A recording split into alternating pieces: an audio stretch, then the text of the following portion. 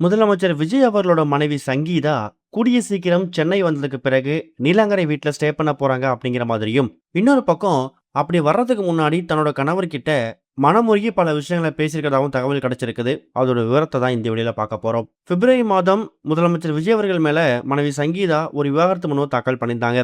அதுல ஒரு பிரபலமான நடிகை கூட திருமணத்தை மீறிய உறவு இருக்கிறதாவும், அதனால விவாகரத்து வேணும் அப்படிங்கிற மாதிரி சொல்லி ஒரு அதிர்ச்சியை ஏற்படுத்தினாங்க.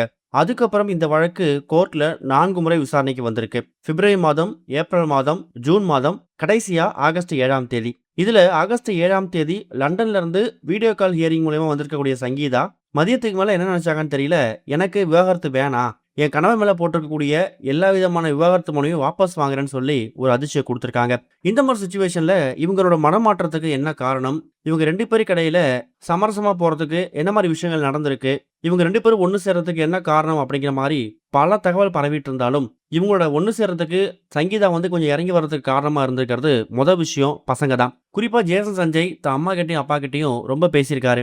வாழ்க்கையில பல விஷயங்கள் நடந்து வரணும், நமக்கு இருக்கிறது ஒரே லைஃப் தான், இதையும் நம்ம இப்படி வேஸ்ட் பண்ணிட்டோம்னா நம்ம யாருக்காக வாழ போறோம், நம்ம 4 பேர் நம்ம குடும்ப விஷயத்துக்குள்ள யாராவது 3ஆவது மனுஷன் தலையிடாம நம்ம மட்டும் டிசிஷன் எடுத்தோம்னா கண்டிப்பா நம்ம வாழ்க்கை நல்லா சிறப்பாகவும் சந்தோஷமாகவும் இருக்கும். ஒரு சின்ன ஒரு மிஸ் அண்டர்ஸ்டாண்டிங்கால இவ்வளவு வருஷம் நீங்க ஒன்னா சேர்ந்து வாழ்க்கையை விட்டுறாதீங்கப்பா, அம்மாவுக்காக யோசிச்சு பாருங்க அப்படிங்கிற மாதிரி அவர் சைடுல சில விஷயங்களை விளக்கங்களா கொடுத்திருக்காரு.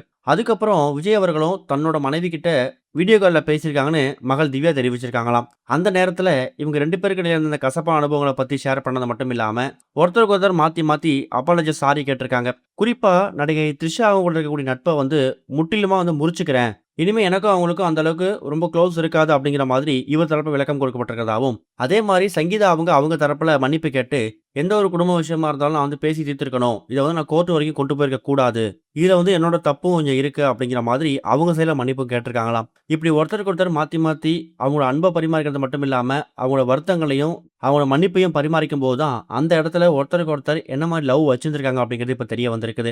இன்னொரு பக்கம் ஆகஸ்ட் 25ஆம் தேதி இவங்க 2 பேருக்கும் திருமண நாள் வரப்போகுது. அந்த திருமண நாள் அன்னைக்கு தான் லண்டன்ல இருக்கக்கூடிய சங்கீதா சென்னை நீலாங்கரை வீட்டுக்கு போக போறாங்க. அப்படி நடக்கக்கூடிய அந்த ஒரு சந்தர்ப்பத்துல ஒரு மிகப்பெரிய ஒரு ரீயூனியன் ஃபங்க்ஷன் நடக்கும் அப்படிங்கிற மாதிரி எதிர்பார்க்கப்பட்டு வந்துட்டு இருக்கு. இன்னொரு பக்கம் முதலமைச்சர் விஜயோட அம்மா அப்பா இவங்க 2 பேருமே அவங்க வீட்டுல இருந்தாலும் இப்ப கூடிய சீக்கிரம் நீலாங்கரை வீட்டுக்கு சங்கீதா அவங்கள வரவேற்கிறதுக்கான எல்லா ஏற்பாடும் செய்ய போறாங்களாம். மகன் சஞ்சய், மகள் திவ்யசாஷா இவங்க எல்லாருமே முன்னிலையில அவங்க அம்மா அப்பா 2 பேரையும் சேர்த்து வைக்கிறதுக்கான ஏற்பாடு வந்துட்டு இருக்குது. அது மட்டும் இல்லாம சிக்மா படத்துக்கான ப்ரொமோஷன் கூடிய சீக்கிரம் நடத்த போறாங்க. அந்த ஒரு ஃபங்க்ஷன்லயும் முதலமைச்சர் விஜயும் அவங்க மனைவி சங்கீதாவும் ஒன்னா கலந்துக்க போறாங்க அப்படின்னு அப்டேட் கிடைச்சிருக்கு. இதை பத்தி நீங்க என்ன நினைக்கிறீங்க அப்படிங்கிற கருத்துக்களை கமெண்ட்ல மென்ஷன் பண்ணுங்க. இது வரைக்கும் கனெக்டிங் டிவிக்கு சப்ஸ்கிரைப் பண்ணனா மறக்காம சப்ஸ்கிரைப் பண்ணிக்கங்க. உடனடி அப்டேட்ஸ் பெறுவதற்கு நோட்டிபிகேஷன் பெல்லையும் கிளிக் பண்ணிக்கங்க.